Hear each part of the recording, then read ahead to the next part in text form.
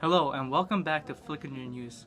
This is Mr. Justin Hunshik Chung, and this is what we learned in PacRim so far. Hi, I'm Paul, and I'm going to talk about China. China consists of mountains with snow-capped peaks, fertile plains, huge deserts, and plateaus. The capital is Beijing and has a lot of air pollution. China is a socialist republic run by one party, which is a communist country. China's society still believes in Confucianism and Taoism. The concept of Jiangji is the system of social networks and influential relationships that fluctuate business. Martial arts is also a very important part of Chinese culture. They drink a lot of tea. They also will be one of the richest country ever. Hello, I'm back. Now we're going to talk about Korea. First of all, the geography of Korea. Korea is a peninsula, which means it's surrounded by bodies of water in three directions: the east, the west, and the south. Korea's rainfall depends on the seasons. During the winter and spring, Korea is very dry. During the summer and fall, Korea is very rainy and snowy. Only 15% of Korea's land is arable, which means farming land. The history of Korea.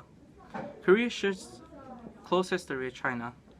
During the ancient times, Korea would refer to China as their older brother because China would provide military protection for Korea if Korea pays taxes to China. For politics, the two Koreas are now split politically.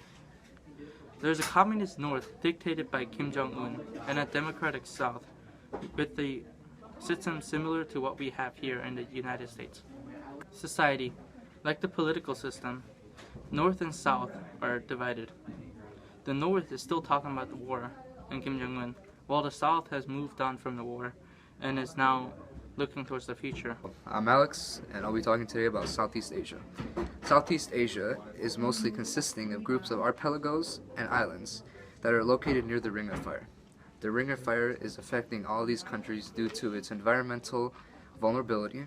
However, it also increases their crop growth and economic growth as well, along with that. This has many negative effects as well, which includes the 2004 tsunami of Sumatra, which greatly affected the entire region. Politics. Communism is not common, but is found in three countries, which are Laos, Cambodia, and Vietnam. The main form of government throughout the entire region is democracy and capitalism. However, it has a growing state for nationalism as well.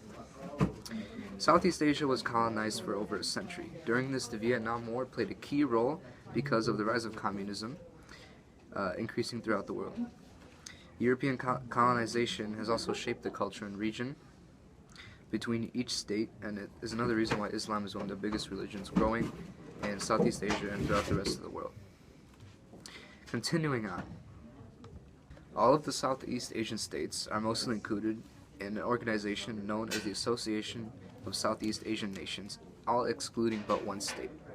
The association promotes political and economical cooperation between all Southeast Asian countries, which promotes teamwork, and it gives the country better overlook on other countries around the world. Southeast Asia is also one of the most large economic regions of the world, with an average annual economic growth of 5%. This is a great increase to most of, comparing to other nations like China, which only has a 2% increase annually. Future outlook looks very bright because of the continuing economic growth for all the citizens and the continual cultural diversity between all of them. Next, we'll be talking about Japan. Japan's geography consists of a group of archipelagos, and it has over 3,000 islands, the mainland being Honshu, Hokkaido, Shikoku, and Kyushu. Its culture, it is normal for everyday Japanese to participate in 3 religions at the same time. There is a Japanese saying that goes, "Born a Shinto, marry a Christian, and die a Buddhist."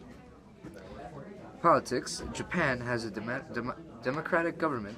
It is under the protection of the United States military and cannot engage an offensive strike to other nations. The Japanese people had a huge social shift in their modern history. One was the Meiji Restoration, which modernized Japan. The other was the economic restoration after World War II. It shifted Japan into an economic superpower. Japan might face troubles in the near future. Japan's demographics are facing. Thank you for watching Flickinger News, and we'll see you guys in the next one.